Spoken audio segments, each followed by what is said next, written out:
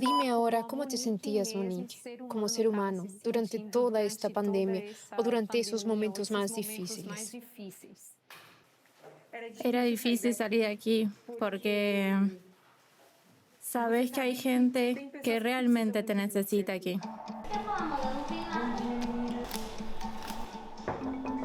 Eles estão cuidando bem de você aqui, Paulo? En 2020, escenas como esta se convirtieron en algo común. Hospitales y cementerios llenos. En la calle, poco movimiento. La gran mayoría de los que estaban allí intentaban llevar el sustento a la familia.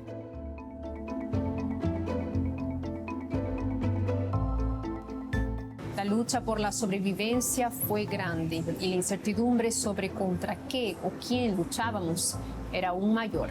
Observen las cifras, 2.768 nuevos casos. Nuevo récord, ¿sí? 2.606 casos de infectados por coronavirus en estas 24 horas. Los contagios de COVID-19 a niños han subido de manera, digamos, preocupante. La sensación de enfrentar un virus es muy similar a la sensación que tengo en este bosque. Aquí no sé qué pueda aparecer y sorprenderme. Coronavirus es un virus que puede proporcionar un ataque invisible e infectarnos en cualquier momento, sin que nos enteremos. Por primera vez desde 1920, la Organización Mundial de la Salud declaró el inicio de una pandemia.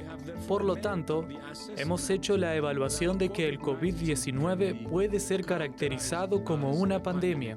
Pero esta no es la primera ni la segunda pandemia en la historia de este mundo. Esta temporada me acompañarás en una gran búsqueda. El virus del COVID-19, ¿será que es un virus inteligente? Es un virus inteligente, es un virus con un alto potencial de mutación, pero también tiene su límite. Para entender el alcance de esta pandemia, voy a ir a un hospital. Tengo colegas con experiencia, con más de 20 años de licenciados, que viendo todo eso se paran de repente y se ponen a llorar, entran en un estado de agotamiento total y no pueden trabajar. Sinónimo de esperanza para algunos y preocupación para otros. Hablaremos de vacunas. ¿Por qué muchas personas no confiaron en el contenido o tuvieron miedo de vacunarse? A veces el efecto secundario se debe a que tienes una respuesta inmune exacerbada. Directamente desde un laboratorio entenderemos cómo funciona la producción de inmunizantes. La vacuna sería un pedazo del virus. Una molécula que en realidad comprende dos proteínas. Y todavía iremos a aprender sobre bacterias, virus y mucho más sobre estos seres inteligentes. Cuando son liberados de la célula, llevan una parte de la membrana citoplasmática o nuclear y hace que tengan esta envoltura que los cubre. ¡Qué cosa! Parece que los virus están más protegidos que nosotros, ¿no? Son muy inteligentes. Y en esta temporada hablaremos sobre ataques invisibles que pueden ser causados por virus, bacterias y tantos otros seres que están por allí poniendo en riesgo muchas vidas y no pueden ser vistos.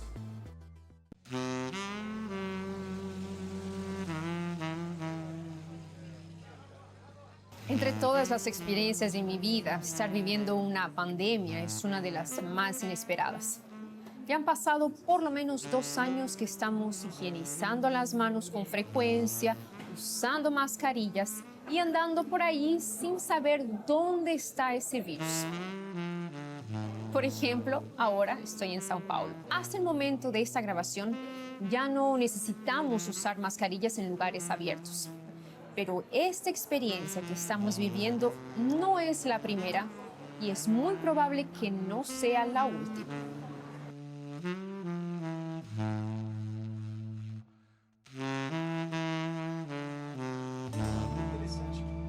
Es interesante que las epidemias siempre han acompañado a la historia. Virus y bacterias también han sido considerados protagonistas del proceso histórico, porque han colaborado para diezmar las poblaciones, estimular conflictos infectaron a los combatientes, promovieron grandes éxodos, fomentaron el mestizaje entre los pueblos. Tenemos epidemias en la Edad Media, pero estas cruzan el tiempo. Ellas existieron en la antigüedad y también existieron en otras épocas, hasta el siglo XX.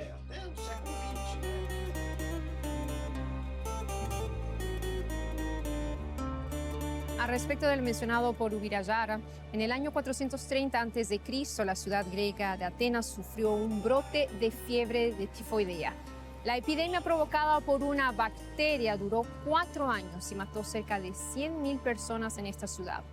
Una otra pandemia conocida fue la de la peste bubónica en 1346 después de Cristo, que habría diezmado el 35% de la población china y 1/3 de los residentes europeos, además de haberse propagado por África a través de una ruta que conecta el continente europeo y el africano. El Museo de Microbiología existe desde 2002 en Sao Paulo y es parte del complejo científico del Instituto Butantan. Lo interesante es que durante la pandemia mucho se habló sobre ciencia, sobre confiar en la ciencia. Y es exactamente lo que el museo hace. Intenta promover el interés y el conocimiento científico en los jóvenes, en un público más joven. Y eso es lo que vamos a hacer. Allá tenemos algunos artículos donde podemos estudiar epidemias y pandemias en otros tiempos y ver cómo esos virus, esos enemigos invisibles, hicieron un estrago en la población. Todo eso ahora, junto conmigo.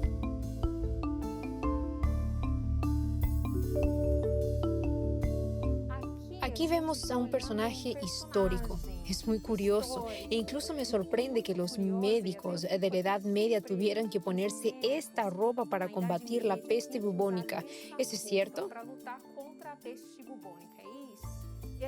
Hoy en día ya es aterrador, así que imagina lo terrible que debía ser en aquella época para la gente ver llegar esta figura. De hecho, era conocido como un presagio de muerte, porque cuando estos médicos llegaban a una residencia, significaba que alguien iba a morir dentro de esa residencia. Y en aquella época todavía se creía mucho en los miasmas. Esto es que las enfermedades se transmitían por el aire envenenado. Esa es una de las características de esta ropa. Este pico, que parece un largo pico de pájaro, tenía una serie de hierbas aromáticas, porque creían que el aire sería filtrado. Y cuando llegara al médico, el aire ya estaría libre de estos miasmas. Así la persona no se contaminaría, no se pondría enferma. Esta varita era para que pudieran distanciar a los enfermos, para que no se acerquen demasiado a ellos. Así que esa era la protección que tenían en ese momento. Pero obviamente no funcionaba porque los buenos olores no previenen las enfermedades.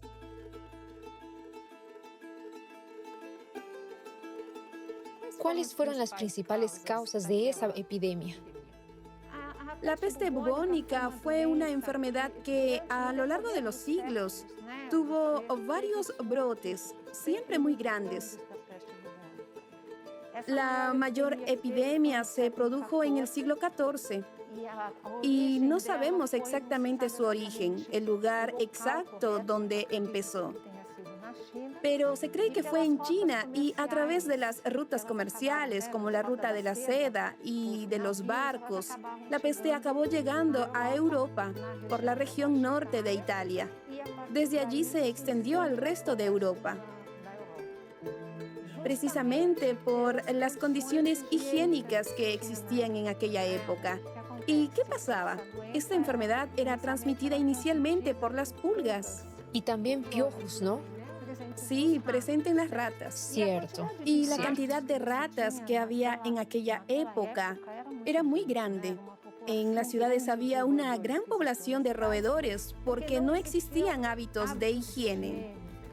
Así que era un ambiente muy propicio en esa época y la peste aniquiló alrededor de 1/3 de la población de Europa. Se propagó rápidamente, ¿verdad? El fallecimiento era muy rápido.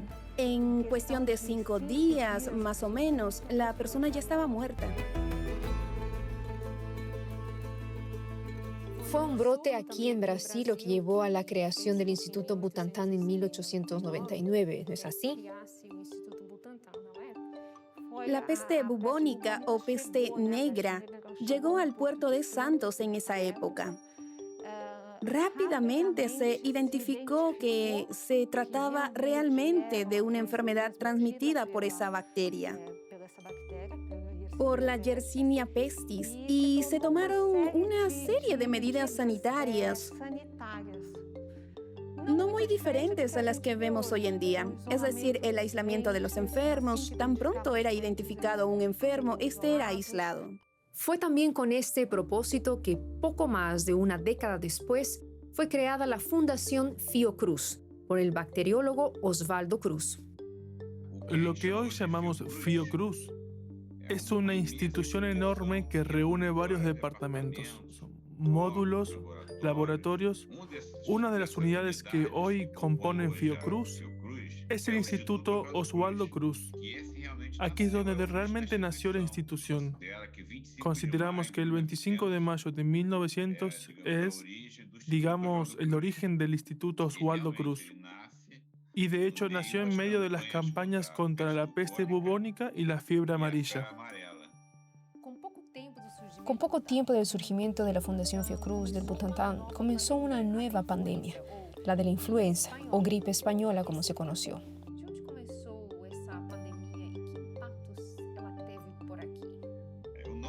El nombre de gripe española viene del hecho de que cuando la gripe española empezó a matar en Europa, al final de la Primera Guerra Mundial, España era un país que era uno de los pocos, o quizás el único, que no había censurado a los periódicos con respecto a las noticias de la gripe.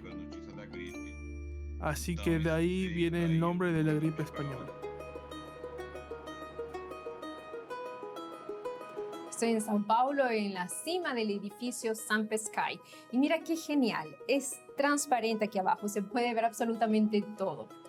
Mirando hoy hasta da un cierto alivio porque hace algunos meses prácticamente no había nadie en las calles. En la época de la gripe española no fue muy diferente.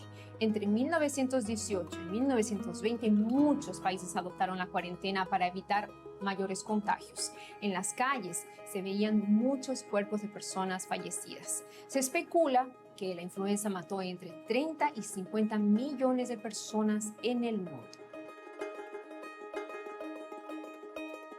Se acepta que la gripe habría llegado a través del navío Demerara.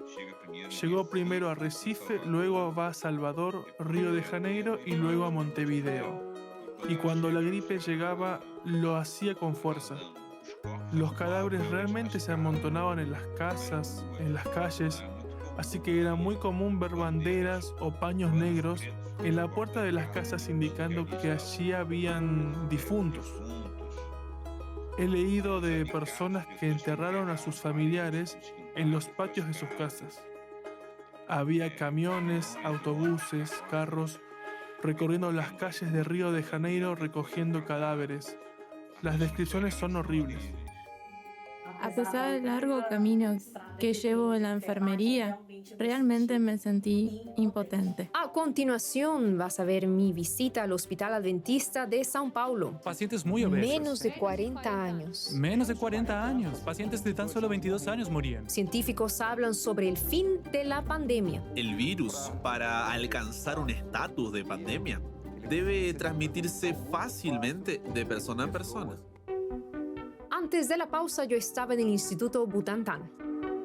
Pude ver de cerca la ropa usada por médicos en la lucha contra la peste bubónica. Porque cuando estos médicos llegaban a una residencia, significaba que alguien ya iba a morir dentro de esa residencia.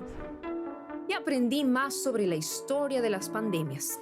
Se acepta que la gripe habría llegado a través del navío Demerara, y cuando la gripe llegaba, lo hacía con fuerza.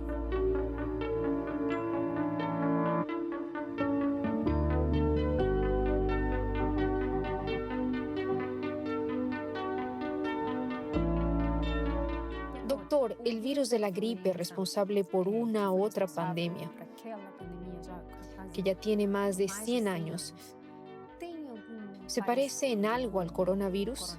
Lo que tienen en común es que ambos son de transmisión respiratoria, a través del aire, y que provocan síntomas similares, un síndrome respiratorio. Pero aparte de eso, son virus muy diferentes.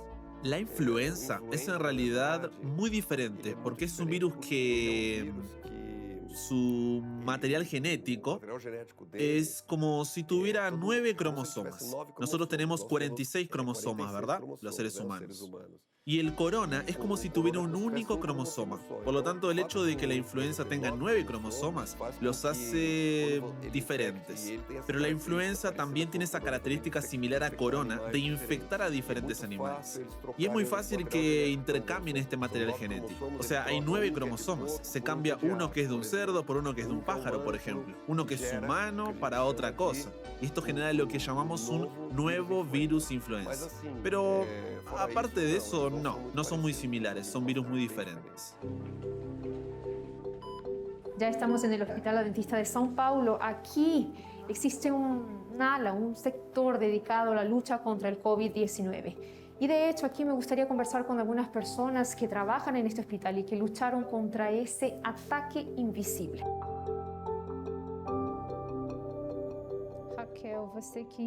Raquel, tú has estado aquí desde el principio de la pandemia. ¿Cómo fue tener que enfrentarse a lo desconocido? Puedo decir que fue mi mayor desafío. A pesar del largo camino que llevo en la enfermería, realmente me sentí impotente. No sabiendo qué hacer, no sabiendo cómo dirigir un gran equipo. Así que fue un momento muy triste, muy difícil, en el que veía a un técnico de enfermería queriendo renunciar, en el que había momentos donde no tenía personal para trabajar. Todos estaban sobrecargados. Viví momentos de ver a un médico en el pasillo con un técnico de enfermería llorando. Hablando con algunas enfermeras, me dijeron que este piso parecía una zona de guerra. Exactamente. Teníamos un grupo de médicos de guardia en la unidad de cuidados intensivos, en el 6º piso y en el 4º. Contábamos con 38 camas dedicadas exclusivamente a las unidades de cuidados intensivos y de hospitalización, que serían los pisos enteros del 3º al 5º. Al final, también llenábamos el 1er piso, el 2º, incluso el de urgencias. A veces dejábamos a pacientes que estaban totalmente indicados para cuidados intensivos en otro piso para recibir ese cuidado, porque no teníamos cama.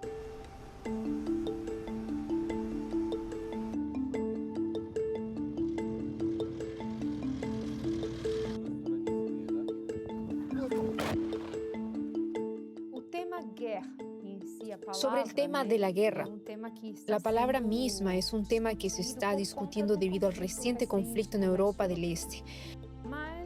Pero la lucha contra el COVID-19 sigue adelante.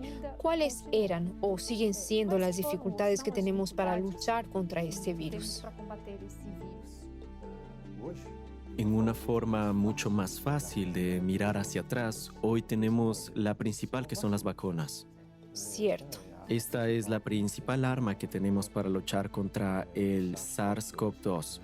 En ese tema, en el momento en el que vivimos ahora, 2 años después del inicio de la pandemia, contamos con mejores mecanismos farmacológicos que al principio de la pandemia no teníamos, cuando no se sabía que podía ser utilizado para tratar este virus.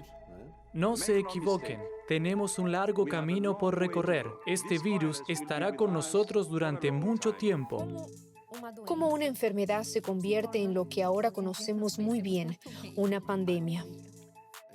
Bien, el concepto de pandemia es una enfermedad, una incidencia muy alta que está en todo el mundo. La gripe se ha convertido en eso. El H1N1 al que te refieres, que es la llamada gripe española, entre 1921 y 1922, se propagó principalmente en tiempos de guerra. Comenzó durante la Primera Guerra Mundial y se propagó porque los soldados viajaron y regresaron. También los brasileños la diseminaron. Pero el virus, para alcanzar este estatus de pandemia, necesita ser transmitido muy fácilmente entre personas o tener algún tipo de vector como un mosquito.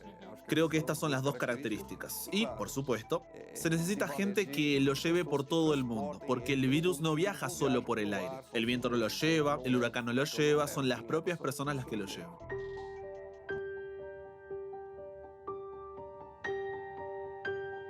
Doctor Fabiano, de todo lo que has vivido como médico, como doctor, ¿qué es lo que más te sorprendió?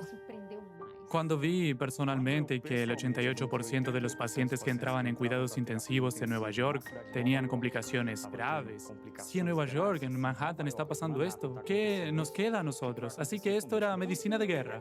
Permítanme darles 2 ejemplos prácticos. Pacientes jóvenes que aparecieron con sobrepeso, pacientes muy obesos, menos de 40 años, pacientes de 22 años morían y nuestra tasa de supervivencia, que era baja, habla así, menos del 30%, salimos con una tasa de supervivencia global superior al 97%. Perdimos pacientes, pero nuestra tasa fue muy buena, por la gracia de Dios.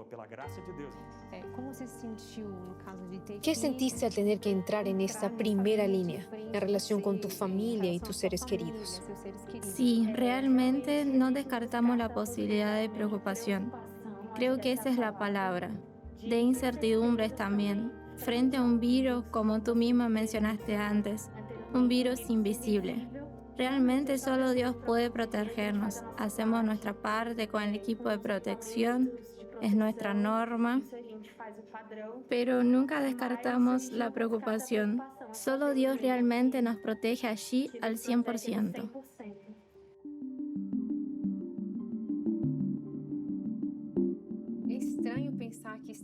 Es difícil pensar que estamos viviendo un periodo histórico como alguno de los que comentamos aquí. ¿Cómo cree que la pandemia del COVID-19 va a quedar marcada en los libros de historia? Sí, espero que sea una toma de conciencia de que este momento de nuestra historia es crucial. Los científicos y médicos ya predecían hace unos 25 o 30 años que viviríamos una nueva era, una era de epidemias debido a algunas características. La falta de condiciones sanitarias en las grandes ciudades y el avance de estas en zonas que deberían ser preservadas. Nuestra convivencia con otros seres que pueden causar enfermedades, esto es cada vez más un problema. Algunos eventos cambian nuestras vidas para siempre, y la pandemia es definitivamente uno de ellos. Estar sentada en un lugar como este y poder comer y beber libremente ya me da una sensación de alivio, saber que mucho ya pasó. Y sé que ustedes en casa pueden estar preguntándose ¿de dónde vino el virus? ¿O por qué tantas pandemias? Y es que hay todo un debate científico y filosófico que este tema en particular genera en nosotros. Por eso, todavía verás mucho de mi experiencia en un hospital, en el Museo del Butantán y en muchos otros lugares. Discutiremos la relación de estos enemigos invisibles con nuestros orígenes. Y hablando de orígenes, te espero para el episodio de la próxima semana aquí en la TV Nuevo Tiempo. Hola a todos, gracias por mirar el primer episodio de la 10ª temporada de Orígenes. Vamos a publicar nuevos videos en los próximos meses, así que suscríbete al canal para que no te lo pierdas.